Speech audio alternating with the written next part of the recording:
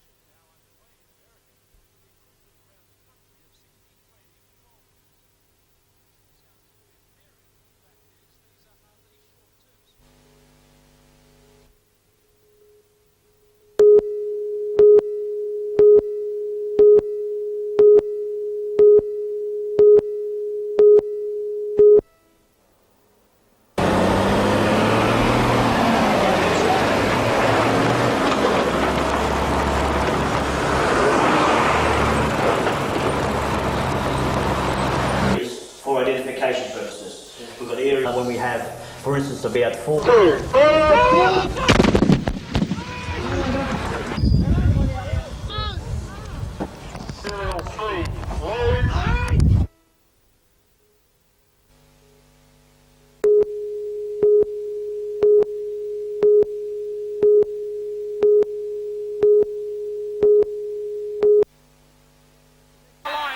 To mentally prepare for the toughest rugby league competition in the world is no easy task. When it's doubtful you'll be allowed to play in it, it becomes almost impossible. Tony Kemp's football future has been up in the air for several months now, and it's not making life easy for the talented young player. I want to establish myself as a first grade player, and if I'm not down there on the books, it's hard for the coaches to look at me, so hopefully everything's going to come through quickly. Tony is allowed to play in trials and is concentrating on those. However, he also admits that his time is running out. They'll start naming the first grade team to play competition as first grades on March the 12th, and I suppose I could last till then. Representing Tony is Newcastle solicitor Michael Hill. Michael says the New Zealand Rugby League has asked them to apply for a release under new, more lenient conditions. However, he says he can't see much point in the exercise. Well, during the case, they actually heard Tony's application under these new rules. Now, he didn't apply. It gets somewhat complicated. He didn't apply, but they heard an application as if it were made by him, and they've knocked him back under that already. Why are they being so difficult? Well, I suppose they have a position to protect. They say that they're looking after the best interests of the New Zealand Rugby League. We say that they're inhibiting the right of a person to follow his work.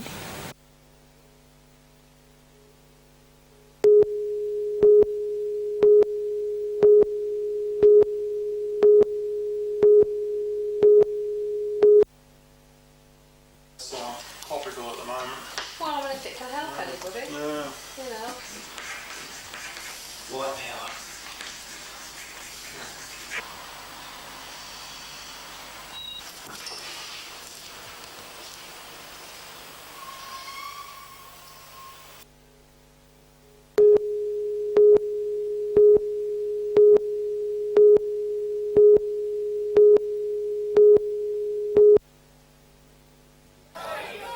The outdoor workers' decision to continue their strike came this morning during a heated meeting on the steps of City Hall. Voting 148 to 12 to stay out, the workers also rejected an offer from the council as a basis for a return to work. The council had already stated it wouldn't accept the conditions set out by the Cessnock branch of the Municipal Employees Union to get the men back. With the union members defying an Industrial Commission order to return, they and the council remain at loggerheads. And while rubbish piles up, many Cessnock district residents remain without garbage and sanitary services. The dispute flared over sick leave conditions, but one of the main objections is over seniority. Council wants promotion based on merit and not seniority alone, and a training program to be sponsored by Council to be negotiated by the union. Under Council's proposition, you can start here.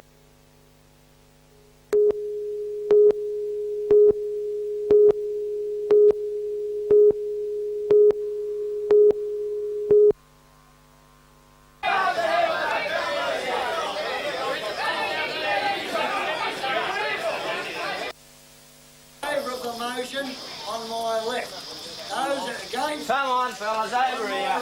Come on.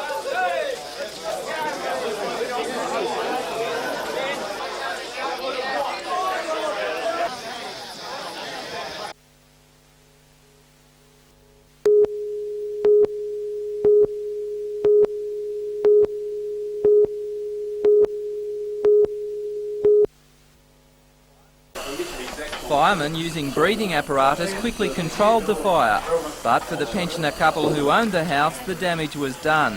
The lounge room was gutted by the blaze and remaining rooms affected by smoke and water damage. District Officer Wayne Hyland thinks the fire was accidental. We seem to put the cause of the fire down to a heater which was pointed towards the wall.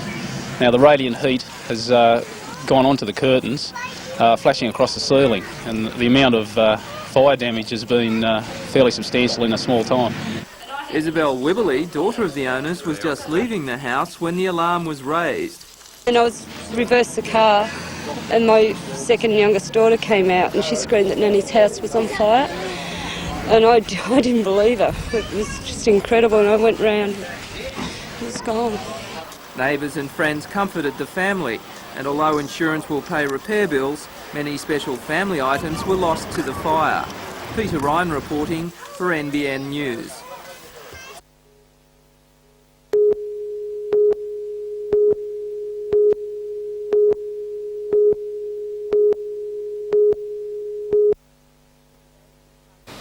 Today's Newcastle show holiday meant the city post office was closed, so it wasn't surprising to see no flags flying there. The story was the same at City Hall and across the road. But the state government offices were open, and there the Australian flag was, as usual, flying high.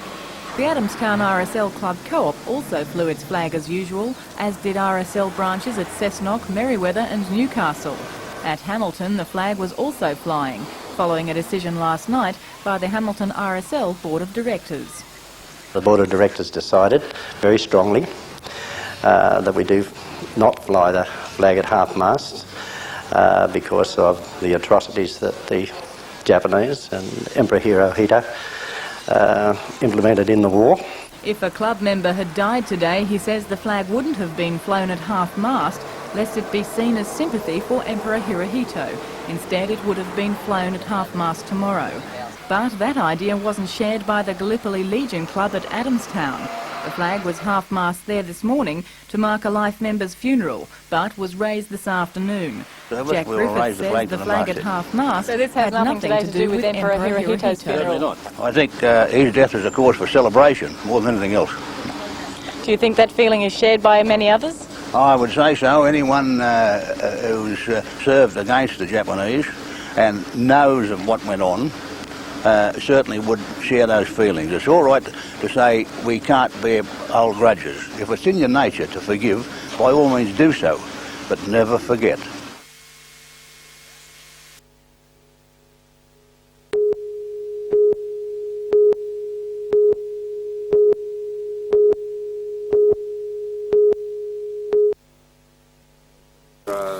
The Minister was greeted by a delegation of townspeople eager to hear his personal guarantee of the police station's future. Mr Pickering told the crowd that the Lochinvar station was one of 24 in the state under review, but there had never been any firm decision on its future. The department was unable to show that the dollar savings involved in closing the station would adequately compensate this government for breaking the very close bond between local community and the police officer, who in this area is very highly regarded. That community spirit and cooperation is something really that dollars can't pay for. This is the third time the station has won a reprieve under a succession of ministers. While locals are prepared to take Mr Pickering's word in writing, they say they're ready to fight again if the need arises.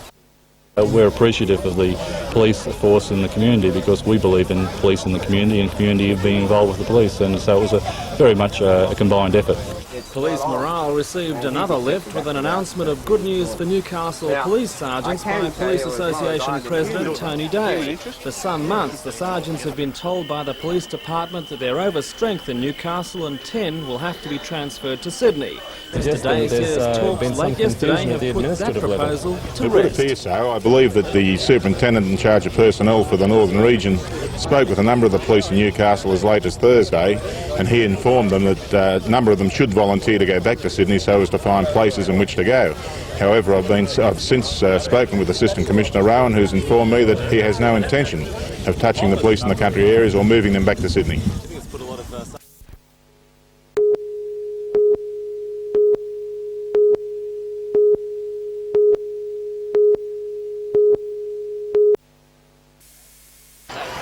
Grandstand hasn't been overflowing, with patronage down by 2,000 for the first 2 days compared with last year.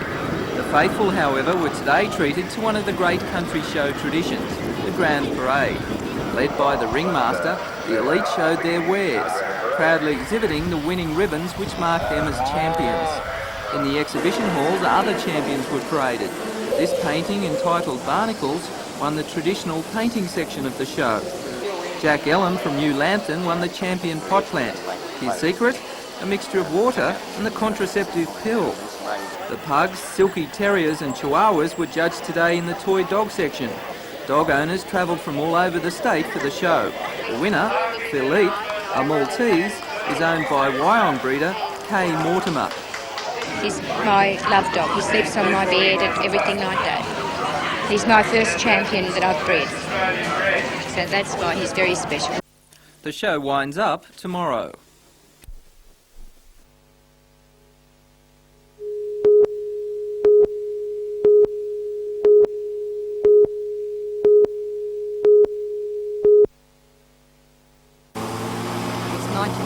Holden is hard to recognise under the aluminium disguise that has transformed the car into the Hunter's finest vintage. Shaped like a bottle of the region's top wine, the car has been slowly maturing over the past 3 months in the hands of panel beater John Jowett and mechanic Graham Rankin. The two men have been planning to take part in the famous May Rally for over a year. They now hope to enlist the sponsorship of local wineries in order to raise a healthy sum for the Redex Variety Club's charities for children. Now the third seat in this unique vehicle is up for tender. The highest bidder will not only be benefiting charity, but will also have the ride of a lifetime in this mean green wine machine. Rebecca Skinner reporting for NBN News.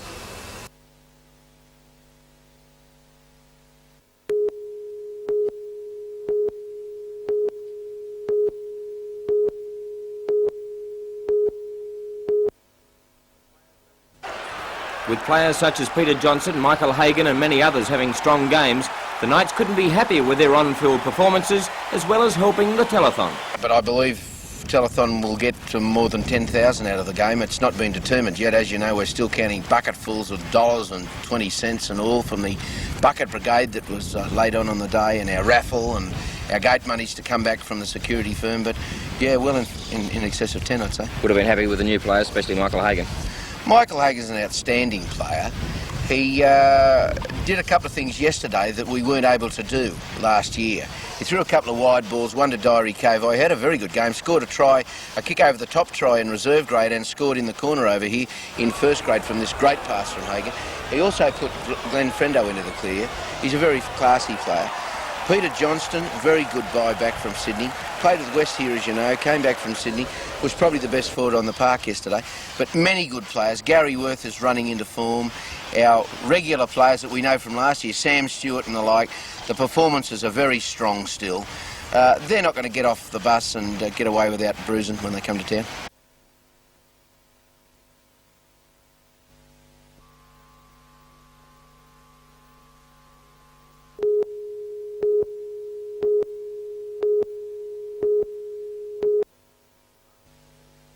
Mr Martin says 4,000 people, more than half the total number of voters in the suburbs, signed the petition. It was organised by neighbourhood watch committees and the Chamber of Commerce to add weight to a public meeting to be held with the police minister early next month. Mr Martin says police staff levels are a serious concern. Well, the police are trying very hard. The big problem with policing in this area, because they've expanded the area that it covers, goes down into Carrington and Tyers Hill, Georgetown, up to Hexham, across to Stockton, is there's a shortage of detectives, and the night shift and the afternoon shift seem to be light on for manpower, whereas the day shift seems to be able to make headway. Mr Martin said the government is planning to appoint another 2,000 police officers throughout the state, and the petition was an attempt to guarantee that Mayfield wasn't overlooked.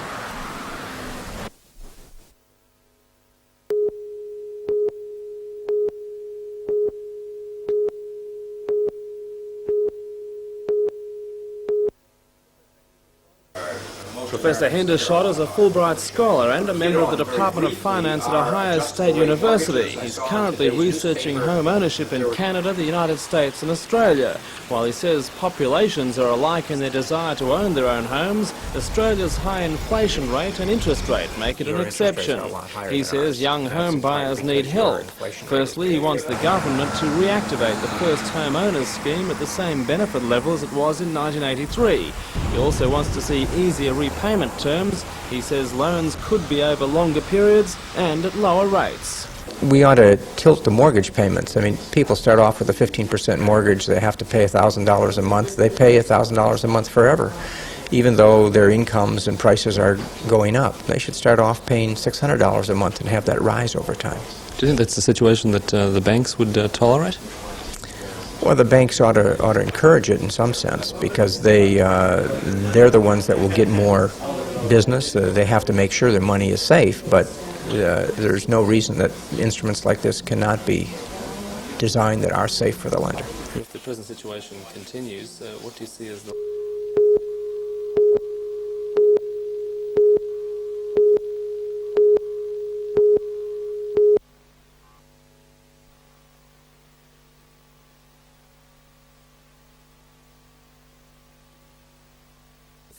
Your viewers have felt hurt or not understood by...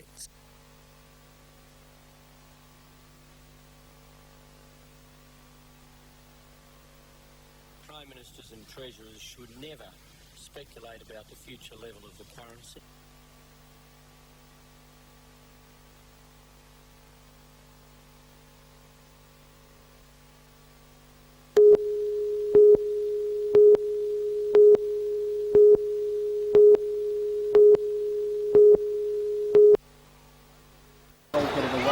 locals had a bad start when in the 3rd minute Wade put the ball into the back of the net and it looked as though a hiding was on the cards. But to Austral's credit, their defence withstood the Socceroo onslaught and some magic saves from keeper Craig Carter kept them in the match. In the 25th minute, the visitors snatched an easy point after Ollerenshaw was tackled in the penalty box. Crino wrong-footed Carter, 2-0. Some cynics may have questioned the Socceroos' commitment playing against a state league side, but Austral coach Willie Gallagher says the Socceroos pulled out all stops for the clash. I wouldn't underestimate the performance of the Australian side. See, some people think they may have just come up here for a wee social game, but all these boys are playing for their place in the World Cup squad. Gallagher says results like this prove Newcastle has the talent to step up from the State League into the National League.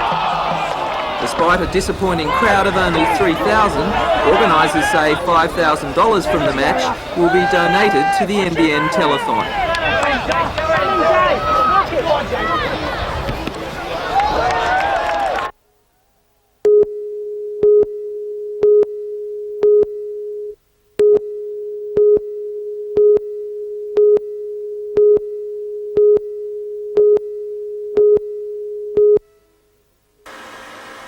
Staff at Hexham Engineering couldn't resist dubbing their longwall mining machine the Hexham Grey. Thanks to a vivid imagination, their promotions people say the long hydraulic jib makes it look a bit like a mosquito. But that's where the similarity ends. The Hexham Grey is a profitable prototype, costing $50,000 to develop, but selling for $350,000.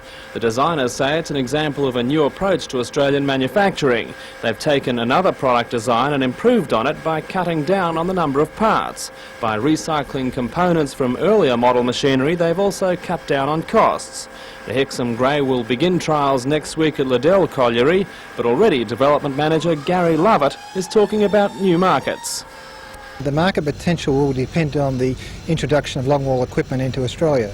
With every longwall mining system put into Australia, we believe there is a market potential for this type of machine.